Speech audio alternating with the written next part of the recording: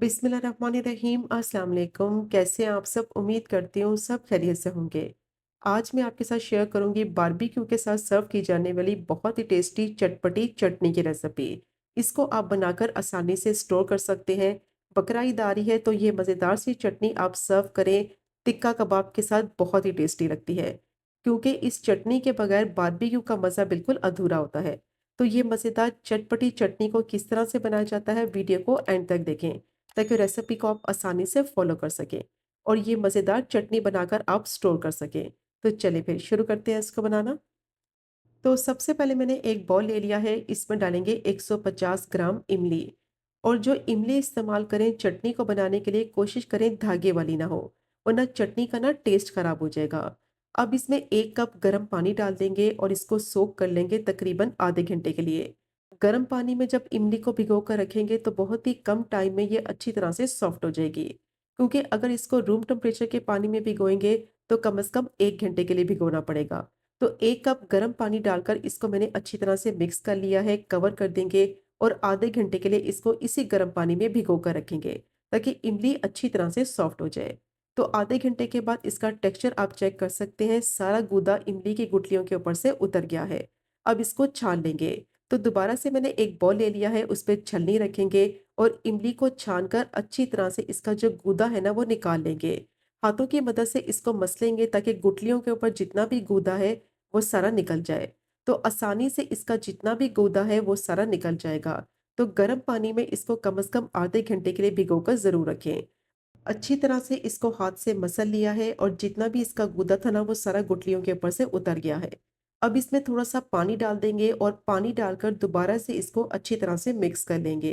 तो इस तरह क्या होगा, जितना भी छलनी में गूदा होगा ना वो सारा बॉल में चला जाएगा।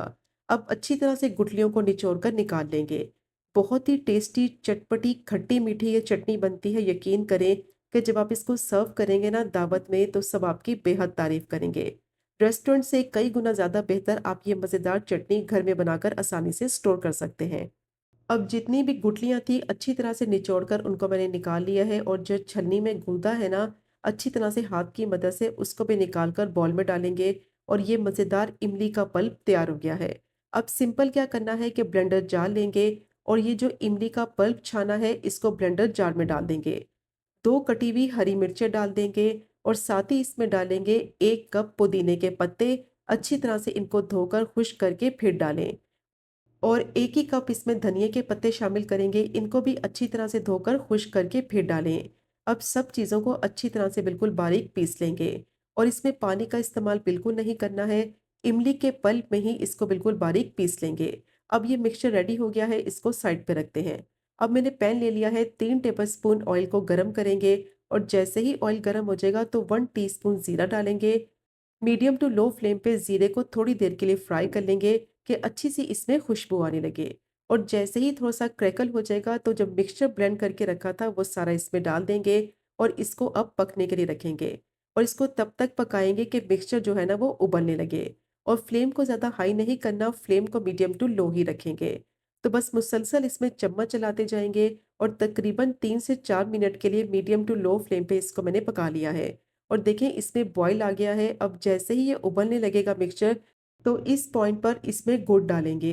1 कप मैंने गुड़ ले लिया है और इसको अच्छी तरह से पीस कर फिर डालेंगे ताकि अच्छी तरह से ये मिक्स हो जाए। और अगर आपके पास गुड़ नहीं है तो इसकी जगह आप ब्राउन शुगर यूज़ कर सकते हैं या फिर वाइट शुगर भी यूज़ कर सकते हैं। अच्छी तरह से मिक्स करेंगे, फ्लेम को मीडियम टू लो ही रखेंगे और साथ ही इसमें कुछ स्पाइसेस भी ऐड कर देंगे। 1 टीस्पून कुटी हुई लाल मिर्च डालेंगे और हाफ टी स्पून नमक डालेंगे या फिर नमक आप अपने टेस्ट के हिसाब से भी ऐड कर सकते हैं। बहुत ही टेस्टी एक खट्टी मीठी चटनी बनती है। गुड़ डालने की वजह से एक तो चटनी का टेस्ट बहुत ही मज़े का आएगा और ये हेल्दी भी बनेगी। और ये मज़ेदार चटनी को आसानी से आप 1 से 1.5 महीने के लिए स्टोर भी कर सकते हैं।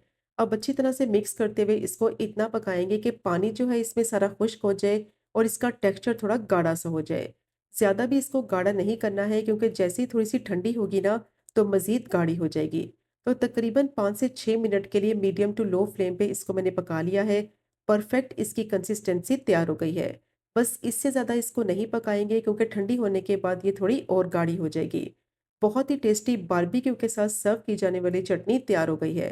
अब फ्लेम को बंद करेंगे और इसको इसी तरह से पैन में रहने देंगे तकरीबन आधे से 1 घंटे के लिए, ताकि ये अच्छी तरह से ठंडी हो जाए और थोड़ी-सी गाढ़ी भी हो जाए। तो ये चेक करें आप इसकी फाइनल लुक। कितनी परफेक्ट ये खट्टी मीठी चटनी बनकर तैयार हो गई है।